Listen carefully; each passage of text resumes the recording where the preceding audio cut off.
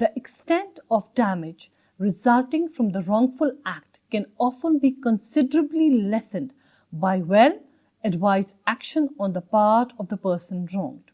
In such a circumstance, the law requires him to take all reasonable steps to mitigate the loss consequent on the defendant's wrong and refuses to allow him damages in respect of any part of the loss which is due to his neglect to take such steps. Even persons against whom wrongs have been committed are not entitled to sit back and suffer loss, which could be avoided by reasonable efforts, or to continue an activity unreasonably so as to increase the loss. This well-established rule finds its most authoritative expression in the speech of Viscount Haldane in the leading case of British Westinghouse Company versus Underground Railway, where he said, I quote, "The fundamental basis is thus compensation for the pecuniary loss naturally flowing from the breach.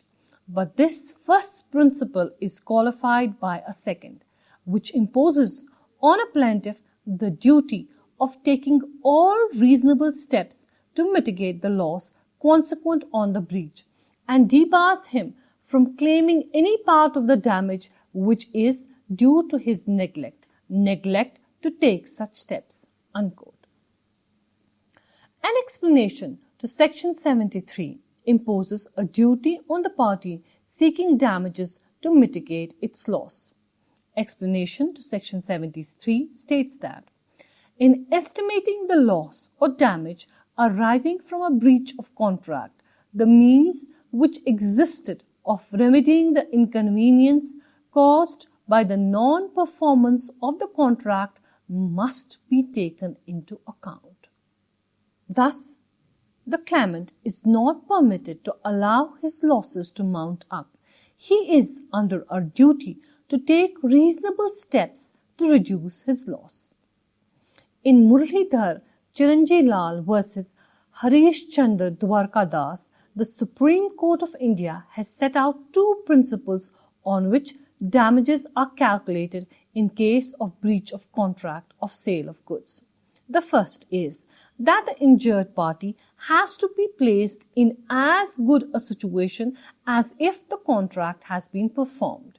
He who has proved a breach of a bargain to supply what he has contracted to get is to be placed, so far as money can do it, in as good a situation as if the contract has been performed. This is qualified by the second principle.